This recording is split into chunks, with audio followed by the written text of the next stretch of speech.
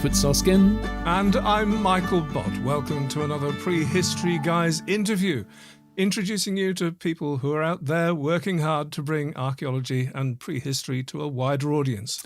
Yes, and today we're talking with Dr. Tess Machling, archaeologist and researcher working with museum replica maker Roland Williamson. She has a particular fascination for Iron Age Torcs, running a website with Roland called The Big Book of Torcs. And she's membership secretary to the Prehistory Society as well, and wait for it, a maker of replica artefacts in chocolate. Yeah, I don't think we should make it quite the dominant theme. It would be easy to do so, have to say. But have you seen any of Tess's chocolate artefacts? They're completely insane. You would never know they weren't the genuine article. I mean, everything from flint arrowheads to copper axes and all edible. I can't imagine bringing myself to eat one, though. No, agreed. Mind you, they are made of chocolate. But moving on. Tess has been membership secretary for the Prehistory Society for 25 years and is constantly active in bringing prehistory into the public domain. Yeah, notably, I have to say, as a leader in the Young Archaeologists Club, and personally, I can't think of anything more valuable than inspiring children in any field. How very true. She really is a powerhouse behind the scenes. She is. Should we get her on then? I think we better had. Welcome, Tess. Welcome to the Prehistory Guys podcast. Great to have you with us. Thank you. It is. It's a treat to have you with us. It's fun to be here. Yeah, or you wait. Do you know what? The first question we always ask absolutely everybody, because people do love to know, what was it that got you started in archaeology in the first place? What got me started in archaeology? Well, I think fossils and playing around in the garden, like so many of us. And then I was doing various things with the Young Archaeologists Club, went on my first dig when I was 12, sliced my finger to the bone, which didn't put me off, came back again, and then started digging in Sussex from that point on, and I'm however many years old now, and I've been doing it ever since, so yeah. Yeah. So it was fossils that actually kicked you off then, rather than... Well, that was kind of, I grew up in Sussex. Artifacts. I grew up in Sussex, so chalk, there's lots of fossils in chalk, and then... And then you gradually move on. I think many people do. You start off with that and then get into archaeology. I remember being convinced I was going to find a brontosaurus in the garden if I dug down. These were kind of sea urchins and things like that. They weren't quite as big as a brontosaurus, but you probably actually got a result then, yeah. Yeah. Fantastic. So, because you mentioned the Young Archaeologists Club yes. there, so you actually kicked off with the Young Archaeologists Club. Yeah, I did. I was never a member of a club, but I used to get their newsletter from somewhere, and that was where I found the first dig that I went on. After a lovely letter to Peter Druitt, bless him, who's gone now. But yes, he was brilliant, and he said, "Oh yes, get out and dig and do stuff." And there's the Sussex Field Archaeology Unit, as was then, which is now a commercial unit. And I went digging with them and never looked back, and then worked for them. Yeah, it's just it's a really good way to get into archaeology. Was there a standout moment that turned your head, that had you say to yourself, "I'm going to do this forever and a day"? No. I don't know. I don't think I ever doubted that I wasn't going to. I loved being outdoors. I'm not a 9-to-5 office person, so it's suited in so many different ways. You get to be with lots of people of your own age. You get to go out and get muddy. You have fun. It's good. And then you get to find great archaeology as well. I mean, I was always interested in history anyway, so it just kind of fell into all of it, I think. And what was your academic pathway then? I did a degree at UCL, a general archaeology degree, which was a lot of field work. Then ended up working as a field archaeologist for a few years. Then ended up doing medieval pottery because they needed someone to look at some medieval pottery. Then got into prehistoric pottery. Then bizarrely ended up working out in the Caribbean. As looking at Sorry to say. Well, there is a kind of pottery link there somewhere, but So, yeah, I ended up doing a PhD on 17th century fortifications in the Caribbean. Then had my daughter, took time off to look after her, and then came back in again a few years ago. I mean, I've had the Prehistoric Society membership secretary job now for 25 years, so that's kind of seen me through all the different things I've done. But yes, now I'm back in the Iron Age again, looking at gold, which is not something most archaeologists get to do. It's great. Know. And we'll have a great conversation about gold later on. But perfectly, because the next question I was going to ask you was about the Prehistoric Society, and for the last 25 years that you've been with them. Have you been membership secretary all that time? Or I have. Goodness gracious me. It's amazing. Ever since I was a very young 20-something and terrified sitting in council rooms with all of the names off my bookshelf sitting before me. So, but yes, it's great. It's great. It's a fantastic organisation. How did that happen for you? A friend said somebody's just left the job and they're looking for someone, and I happened to be in London at the time. So yes, I was interviewed and got it, and I've been doing it ever since. So right place, right time. Yeah, absolutely. I think so much of archaeology is about that. It's about networking and getting yourself known and talking to the people, you know. So for those that don't know, for those that don't know, tell us about the Prehistoric Society, because we've got a lot of new folks here. Absolutely. No, it's a great organisation. I mean, we go back, I think 1908 it started out as the Prehistoric Society of East Anglia and then became the Prehistoric Society in 1935. We're basically a learned society, and one of the 4 period societies. So you've got the Roman Society, Medieval Archaeology, Post-Med Arch, and us. And we produce a journal, we produce newsletters, we operate worldwide. We're the kind of leading organisation for prehistory, really. So with umbrella for a lot of other different things. And member. Sorry, Rupert. That was it. I was asking the same question. We were. Yeah, that was it. So what sort of size membership is the society now? Well, we've got about 1,300 individuals, but the journal, the Proceedings of the Prehistoric Society, goes out to just about every academic university in the world. Go on, Mike. And they've all got online access. So, it's worth the membership for that alone. Hundreds of thousands, I would think, have access to us. Yeah. It's fantastic what you do, actually. Yeah, it is. It's a really good organisation. Really good. Although it has to be said that your activity within the society, okay, so you're the membership secretary, but you're very active in kind of putting things out in the public domain, aren't you? Or when I say public domain, even if it's within the society, I mean, particularly your Facebook presence, for example, you're keeping that pot stirred very vigorously, aren't you? Yeah, I mean, we're a charity and a company, and we very much see our role as not just towards our membership, but also towards prehistory in the wider world. And for a lot of people, a more academic output doesn't suit, but they're still interested in prehistory. Also, you've got prehistory on the national curriculum now in primary schools. So we've always seen a really important part of what we do as being outreach, and the easiest way of doing that nowadays is social media. So as you know, we have an incredibly active Facebook group, which now has over 16,000 members. We've also got a Twitter presence. We've produced online resources for schools and homeschooling, which in the current situation has just been fantastic. In a normal world, you also put on conferences. We do. Conferences, lectures, events, site visits, which have all ground to a halt this year, but we'll be back next year. I don't think we've actually cancelled anything yet. Europa's being moved, which is our big annual conference. We're just rerunning it next year, so fingers crossed. And you always get the most fantastic speakers we do. As well. We do. Absolutely. Yeah, I mean, obviously, because we are the leading organisation, many of our council members are leading prehistorians, many of our members are leading prehistorians, and we can ask, who we'd like to speak to us. So we're very lucky in that way.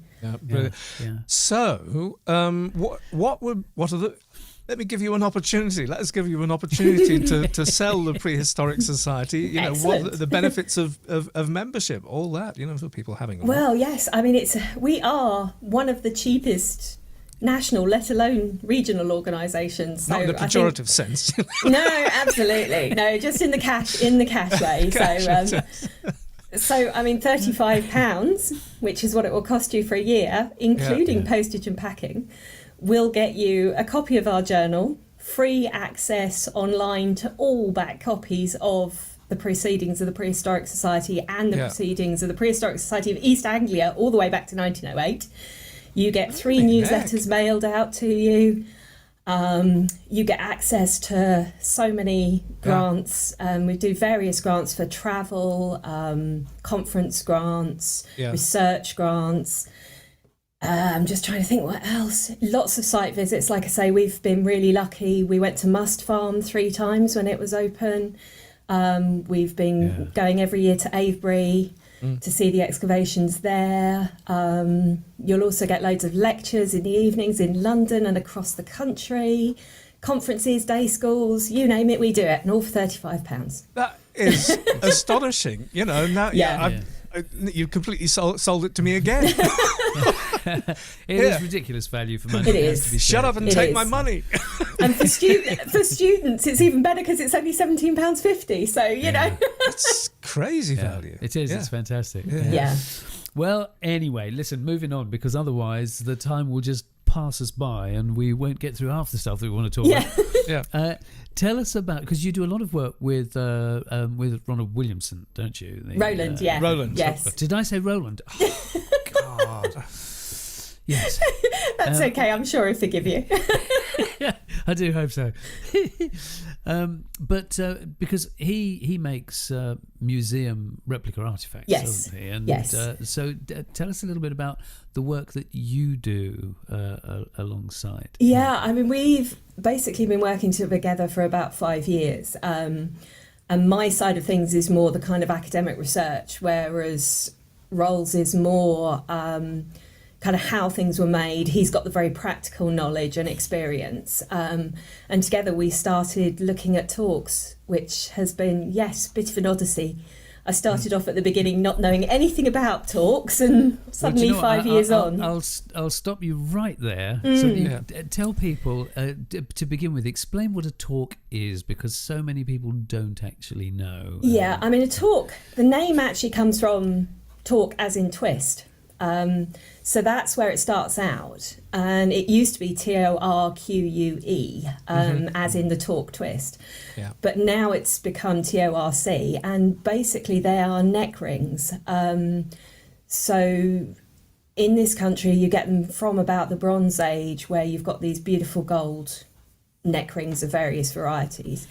And then the ones we look at are Iron Age, and you can have very simple ones that are a single bar or 2 bars twisted together, or the ones that we are more focused on, which are more like the Snettisham Great Torc, which has the twisted wires round in springs, which are then turned round more to make a rope with the terminals on the end. I mean, to look at, it's a circle with a section cut out, basically. But often with decoration to the ends. They're like a C shape. They're basically a C shape. But you do also get ones that are a complete circle that have a kind of locking mechanism, so you can take a section out. Okay. There's several from France like that. Okay. And are they always sort of sized for the neck, or can they be smaller for? No, you tend to get. Mostly they're sort of neck size, but you do get bracelet size ones, but we're not even sure if some of them were worn. They may have been put on statues and things like that. So with a lot of them, you do get wear along the areas which would have sat on the collarbone. So you've got a pretty good idea they were worn. But then others, what they were doing in between the times when they were worn as well. So they may have been worn sometimes and maybe put on a statue, others maybe kept. We're not entirely sure. So what's our understanding of them from a social point of view? For example, are they for the rich, the affluent, the elite, or are they more widely used than that? Well, that's the question. I think it also depends on material, because You get them in bronze. There's even a lead one from very late on from Northamptonshire, but bronze, silver, gold. The quality of the workmanship tends to change according to the material used. And I think it's probably, we don't really know is the short answer, but I think there's definitely a relationship. We're seeing a relationship between higher quality craftsmanship on better quality gold, which would suggest that there is some element of status or prestige. But whether that is individual status, community status, religious status, who knows? But there is definitely a gradation. It's like now you can have a ring that's a Ratner's ring or a Garrard's ring, you know. It doesn't make it less of a ring. But who's buying these things, who's commissioning these things, we don't know. It could be communal, it could be individual.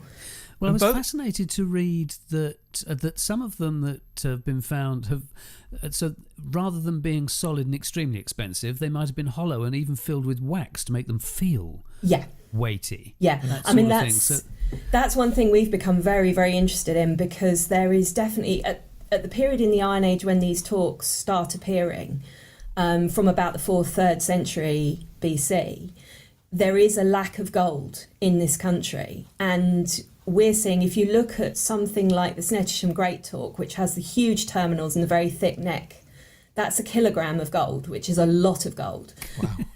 But if you look at the Ipswich Torcs, which are much thinner and have much smaller terminals, they are also 1 kilogram of gold. And if you look at the Snettisham Great Torc from a distance, it looks much bigger, much more gold. But what they've done is they've used all of these various techniques to kind of add space. So the terminals are hollow, the neck ring is hollow and is made of all these springs, which obviously are hollow down the centre.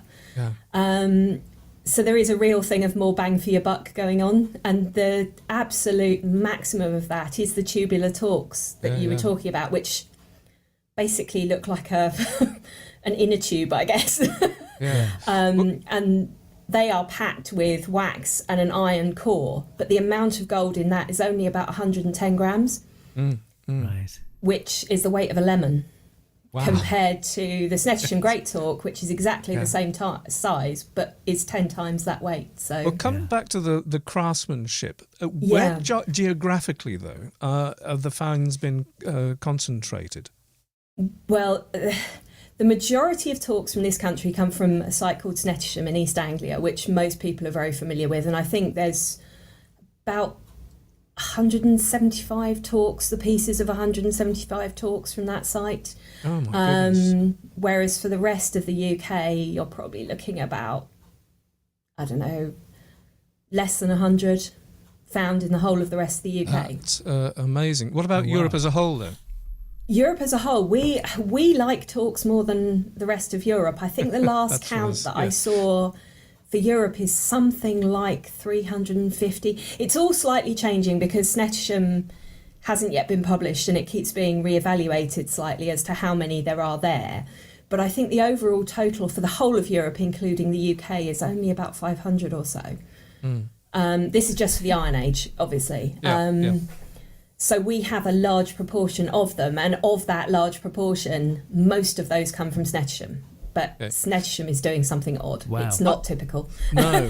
I believe, though, that the first Torc in this country was actually found in Scotland.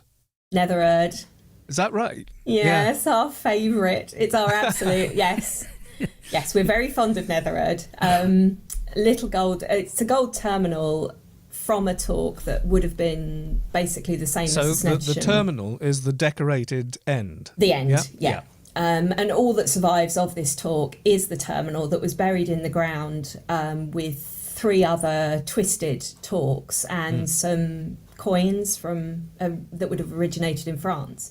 Unfortunately, as they did back then, back in 1806, I think it was. I know what you're going to say, yeah, go on. Yeah, they handed most of it to a goldsmith. So we have a couple of drawings. Luckily, the terminal survived, the Torc terminal survived, and a couple of the coins were kept as well. but that terminal is something really, really special. It's beautifully made. It really is. And because it's not attached to the neck ring, we can actually look inside it and see what's going on. So it's been critical for our studies. Didn't you overturn the conventional wisdom of how they were actually made in the first place? Yeah, we did. Yeah, these particular ones, which all started because of the Newark talk, which was another talk found by detectorists in 2005 in Nottinghamshire. And Roland and I were talking one day, and he just happened to say, look, I don't think they're made the way people have said they were. So I kind of had no knowledge at all about how they were supposed to be made. Did my usual academic thing and went and did a literature search to see what the evidence was. And although there were a lot of people saying these are cast and they're cast onto the wires, I couldn't find any actual evidence backing that up. So we started, it was one of those things where you just suddenly think, is this what I think it is? Let's go and have a look. And we did. Yeah. And then found Nethererd, because as I say, the Newark talk is complete, so you can't see inside it.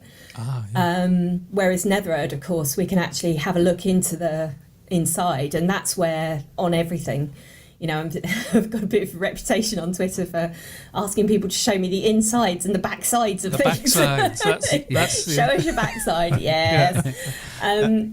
Because that's where all the evidence of making is, and that's how you tell how things are made. And Roll got on the internet, found Nethererd and said, I've found there's this talk in Scotland.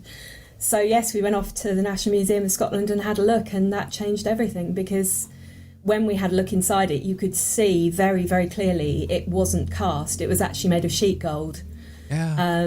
Right. And because of the similarities with the Great Talk, we could actually suggest that the Great Talk was also sheet work. So we asked the British Museum to X-ray it, and sure enough, that was sheet work as well.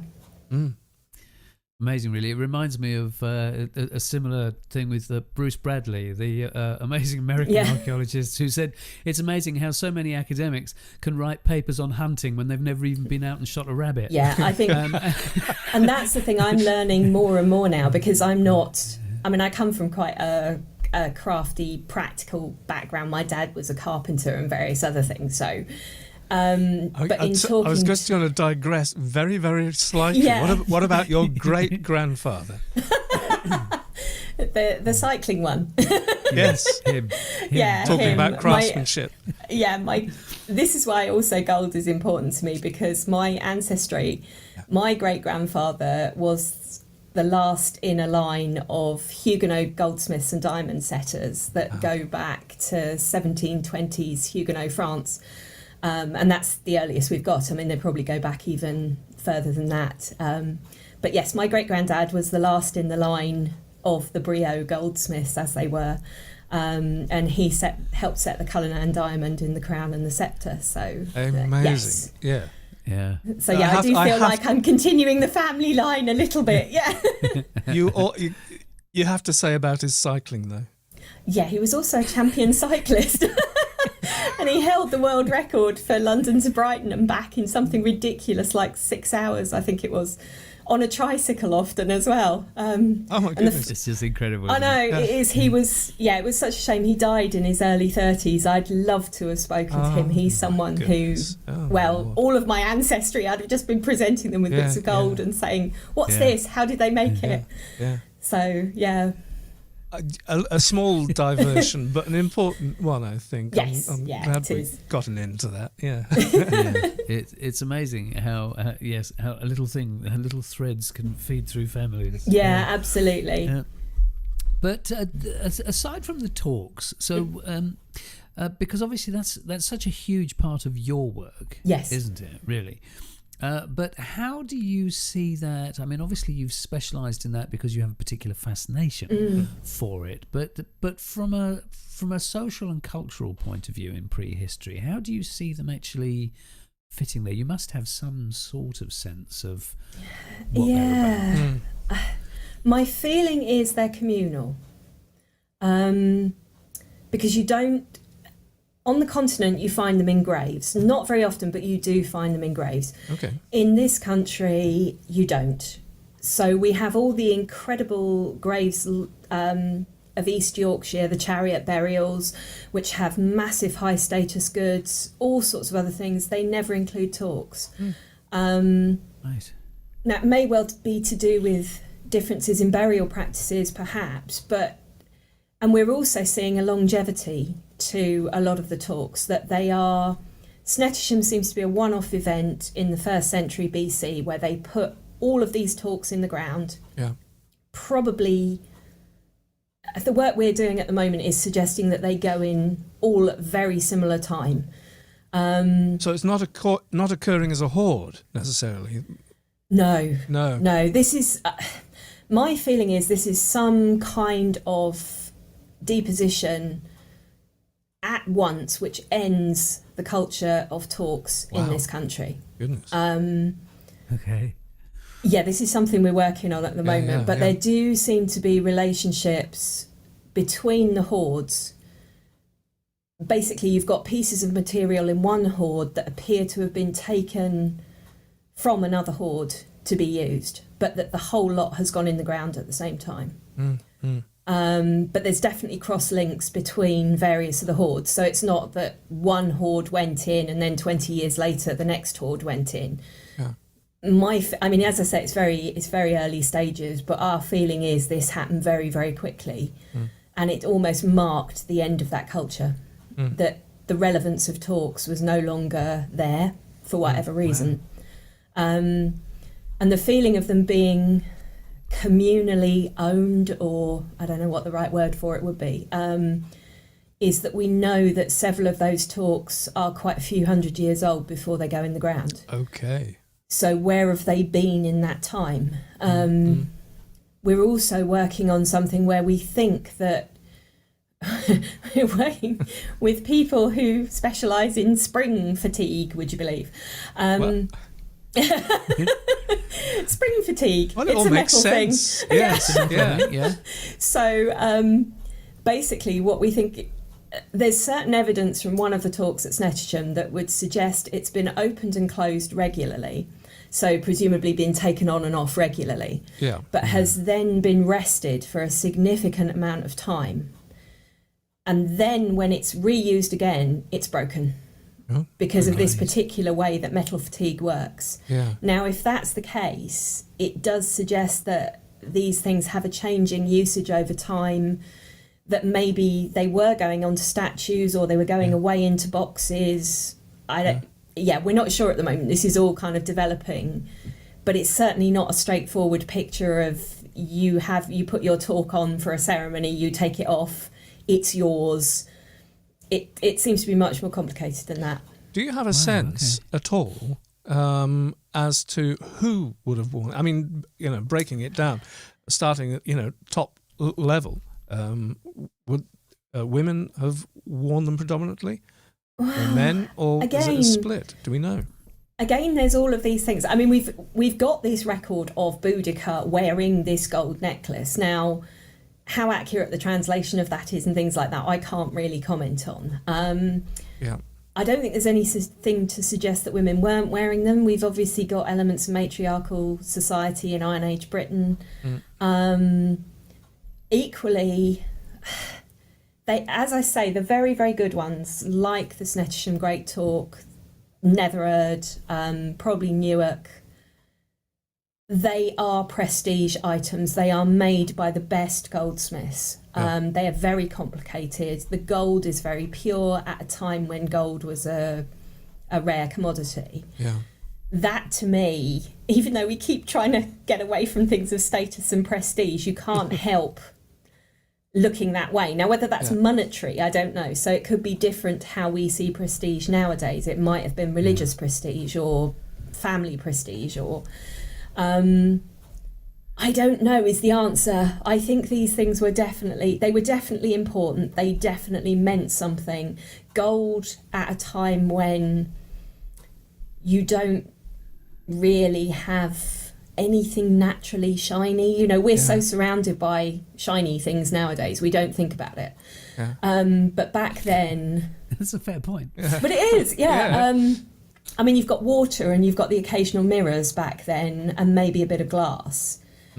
but shiny metal, and particularly with gold because of the quality of it, that something like the Great Torc, when it came out of the ground, wouldn't have been tarnished, wouldn't have been, and that's what it would have looked like back then. It would have been gold, it would have been bright. Whoever would have seen it would have been awed by it in the same way that we are now. And clearly it wasn't something that everybody had. And the minute you have something that not everybody has, you start looking at status and prestige and things like that. But then again, if it was owned by a community, it could be a community prestige, you know, that this community was important because it had this talk. Yeah. Who knows? I don't know. I don't think we've got the answers. Clear something up for me, Tess. Alongside the great Snettisham talk, you've got the Snettisham grotesque talk and the Snettisham mini grotesque talk. Yes. What's that about? Well, the grotesque talk, the poor grotesque talk, when it came out of the ground, it was known as the marriage talk because it's got a loop of talk going through holding the terminals together, and it was seen as maybe symbolic of some kind of joining, linking, marriage.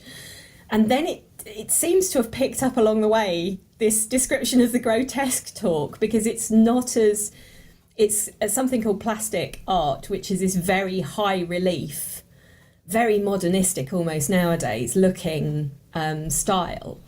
So it then became the grotesque talk. And then when we found, because the trouble is all these things, we have to give these things names because then you know what you're talking about. We actually call the mini grotesque Heinz 57 because it's at position. Of course you do. Yeah. It's at position 57 on Norwich Castle's museum board, and it was kind of a bit of everything, so it was Heinz 57.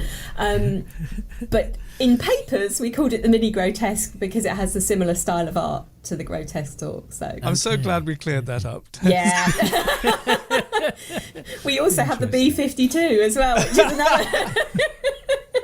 It means Ron and I know what we're talking about rather than saying 1991.387 comma, you know, museum accession codes are a nightmare. So, yes. Interesting. Very nice So shorthand. outside of talks, tell us about, how do talks fit into the rest of your understanding of Iron Age Britain, particularly Iron Age? I know you go back further, but... I'm not sure. I will be completely honest with you at the moment because... gold seems to be so unique. What we're finding now is we're even finding it's worked in a completely different way to other metals. So it's not even worked in the same way as bronze is. We're also still ploughing through all of the talks. There's quite a few of them. We've seen quite a lot of them now, and we've got a pretty good understanding of most, but we haven't seen all of them. And as I say, did we mention the number that we have in this country? We've got, I think, in terms of pieces, we're up to probably, with PAS fines and various other things, I would say it's probably about 100. Okay. Maybe less than that, 70 odd. In terms of complete ones, I guess 30, 40. But they're all slightly different techniques. At the moment, we're just looking at the Taurus talks, which are the ones with donut terminals like the Snettisham Great Talk. But we're gradually kind of going out from there. As we're understanding those ones, we're then starting to look at other ones and see how they fit as well.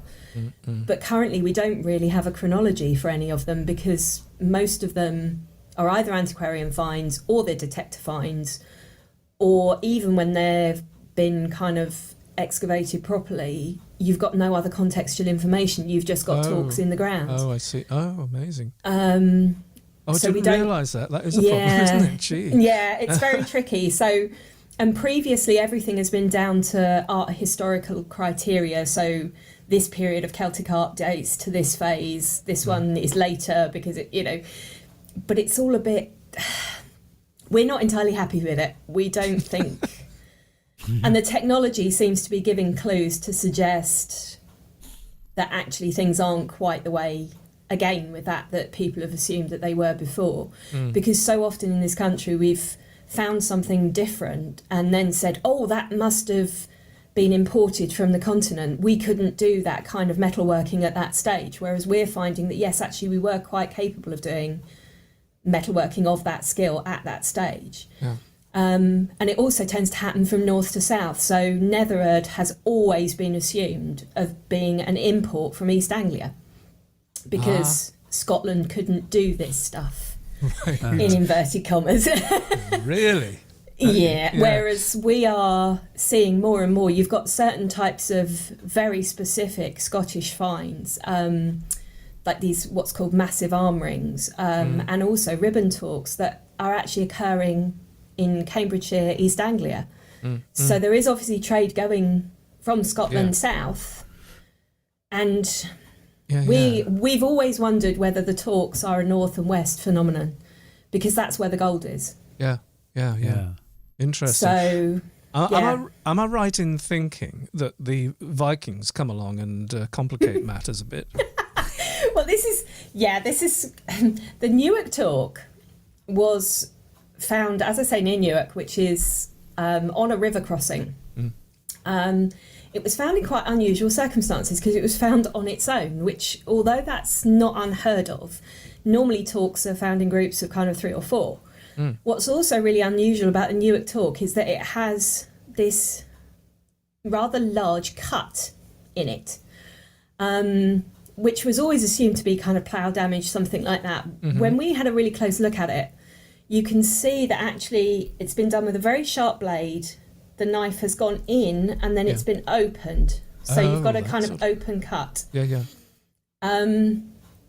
Where you see this most often is something called Viking nicking, where they do it on all kinds of things, ingots, jewellery, you name it.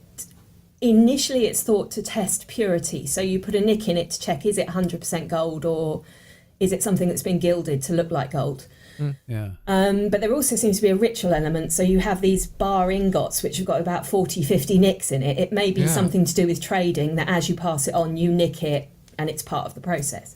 But anyway, this talk has a nick in it. And then when we started looking, there's another talk from further north at a place called Caister, I'm hoping I'm saying it right. Which, you're in the right place for pronunciation. Yeah. We love it. It's in northeast England, so in Lincolnshire. But this also has a nick in it. And then when we looked a little bit further north, there were 2, again, these ones are actually more bracelet-sized talks, one of which appears to have a nick in it also. And when you look at where these were actually found, they follow the route of the Great Viking Army. So there's a possibility. We haven't had a look. We've obviously seen Newark very, very closely, and it's definitely not your standard kind of post-depositional damage on it. We've seen the photos of the damage on the other 2 talks, but we've yet to go and see them, which will make a bit more sense. But we are wondering whether there was originally a hoard with all of those talks in up towards York, somewhere round the York way. And then as they've come down the Ouse, they've been kind of depositing talks as they go. It wouldn't be unheard of. It's interesting. It's really interesting. There's a lot of evidence. Matt Knight, Dot Borton and Rachel Wilkinson have just produced a book called Past in the Past, which is talking about how in history and prehistory people were reusing old objects. I don't think there's a problem with that. And if I think the Vikings came across a hoard of gold, they wouldn't have said, that's Iron Age, we can't play with it. So, absolutely. I don't know. More research needed, but it's a really interesting idea. It's still very much an idea at the moment, but... Thank you so much. I think that's opened a few eyes and minds to the possibilities and the depth that there is to go into. It's just extraordinary that something so... clearly important can that there can be such a small amount of information about them. One last question around talks to just finish that off is that artifacts like this, you don't get a full impression of them unless you see them in the flesh. I mean, Rupert and I can speak to that first time we saw the the bush barrow lozenge from Stonehenge environs. And so where would you direct people to look at a decent talk or 2 in a museum up and down the country. Ooh. Yeah. Well, I mean, Newark, the National Civil War Museum in Newark is Okay. fantastic. You can have a good look at the Newark talk there. And they've also got some wonderful 17th century stuff, which, of course, I wouldn't be interested in at all. But yeah. No, Newark is well worth a visit. National Museum of Scotland to go and find Nethererd. And also they've got the wonderful Blair Drummond Sterling hoard, Wow. which is the 4 gold talks. They're beautiful. Yeah. And the British Museum, obviously, for Snettisham. And Clevedon Museum. I'm thinking of Okay. more now. Clevedon Museum as well. Great. Oh, wow. Yes. I'll put So, those in. and your website, of course. There's some wonderful photographs. sure. on, Yeah. on your I'll put a website. link. Yeah, the Big Book of the Big Book Talks. of Talks. Yes, yes. And of course, the other thing, linking up with what Roland does, the beautiful thing about replicas is that you can pick them up, you can hold them, you can feel the weight of what it would have been like. Roll actually made a replica of the South West Norfolk talk for Norwich Castle Museum. And we took that to the Europa we had a couple of years ago in honour of Peter Wells up in Edinburgh. And everyone was putting it on because you can really feel what they feel like then. And Yeah. they're bizarre because you don't... The first time you pick up a talk, you think it's going to be very still, very static. And actually, they're really springy. Oh, And it's quite frighteningly springy. In Oh that my they want to goodness. bash the ends together the whole time. You spend your whole time trying not to kind of damage this incredibly precious artifact. Yeah. So yes, it's Wow. only if you get to hold them you really get a sense. And also the weight of gold as well. It's Yeah. very difficult to comprehend because it's more dense than lead. Yes. So it's Yeah. heavier than lead. Mm. So you pick up something like the Great Talk, it really is, you've got it in your hands. Yeah. Yeah. So talking of Fantastic. Well- replica talks, we hear that there's a couple of lunatics making them out of chocolate. What's that about? Yes. Maybe. Yes. This started off, again, this is linked to Newark. I think this is when we were trying to work out how we could get some money to make a replica of the Newark talk. And one of the ideas was we'll make chocolate talks and sell them in the gift shop. And that then led to, yes, you can buy modelling putty on the internet that's food safe. And of course, working with a replica maker who has lots of things that it doesn't matter if I cover them with moulding putty. So, yeah, I started making artifacts out of chocolate. And there's only 2 rules. It has to be 100% edible and there has to be no internal structures to it. So I can't kind of put chocolate over something metal to give it a scaffold, as it were. Yeah. I'll do but my yeah. best to give folks a visual indication. Oh, yeah. We have Because to. we're I not just have to talking say- about chocolate-coloured talks here. We're talking about really, as It's far as utterly possible, breathtaking yeah. what you are making out of chocolate. Thank I you.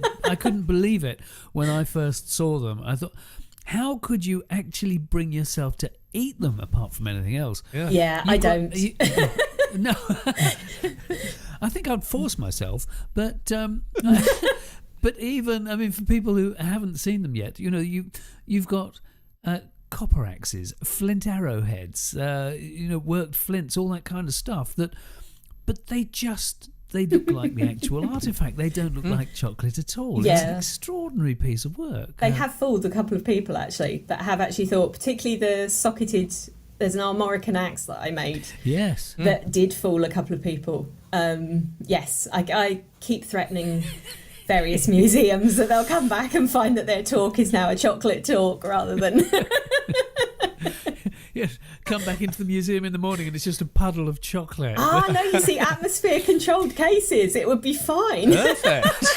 It's about the one place you can get away with it. It's an extraordinary thing to do. So, I mean, but do you do these on commission? Can people buy a chocolate No, something or other? Or do you... No, I've made a couple for friends because obviously, although I'm very careful, if you start going into things commercially, you need clean kitchens, you need hygiene certificates, all of that sort of thing. And for me, it's always been about the challenge.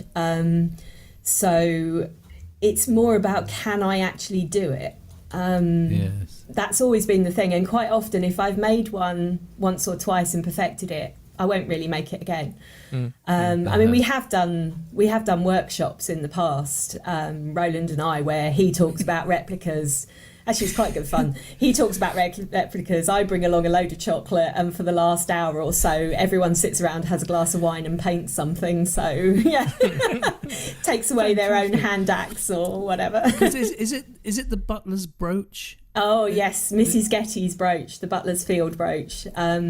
Is just to look at that, you would not in a million years imagine that it was chocolate. It's just extraordinary. No, that one was because Roll actually carved out of it's an epoxy resin, and he carved because he needs a base for casting something, so he quite often carves a model which he can then mould from to then cast, you know, what would effectively be a complete accurate copy of something. Sure. So I borrowed the model from him and covered it in modelling putty and then filled it with chocolate. But yes, Mrs. Getty's brooch is a nice one. And there's a Viking antler comb as well that I did that was yes, absolutely impossible. yeah. But I did it. So yeah. Well, do you know, I mean, apart from the fun side of that, one of the other things I wanted to ask you about, because as far as I'm concerned, it's actually the most important thing that any of us can do, really, and that's your work with kids. You do a lot of educating of kids, don't you? And I think, you know, if we can inspire children these days into, you know, any of these fields, then it's a wonderful thing. So, tell us about what you do there. Well, I'm actually a leader for the Young Archaeologists Club. Because like you say, I remember when I was, you know, when I first started when I was 12, there were an awful lot of archaeologists put up with my letters of me saying, I want to do this, how can I do this? And wrote me back these lovely letters saying, well, have you thought about this? Have you tried that? There was a lot of mentoring along my way. And it's nice to offer something back, particularly now, because I was educated at UCL, I was on a full grant. You know, I came from a family where nobody had really gone to university before. Yeah. Those opportunities aren't there for so many people now. And particularly with the kids, I love it because I also work in schools teaching them about prehistory. And we've got a fantastic museum in St Albans who has just been brilliant. And they will lend me their handling collection. And we'll help out in various events and things like that. So, but it is where the next generation is.